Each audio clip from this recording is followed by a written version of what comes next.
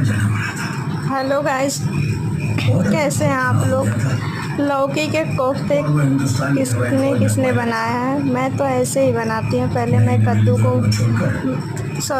मैंने लौकी को कद्दूकस कर लिया और मैंने इसका एक्स्ट्रा पानी निचोड़ के निकाल लिया है, देख सकते हैं आप लोग।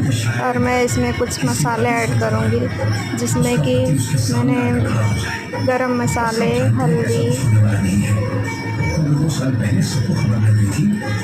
नमक और ये 2 चम्मच मैंने ऐड किया है बेसन, और ये मैंने चुटकी भर डाला है जीरा।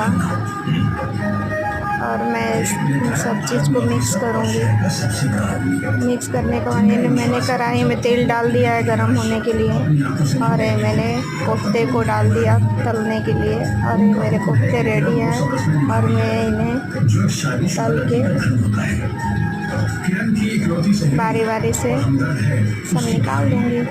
धन्यवाद।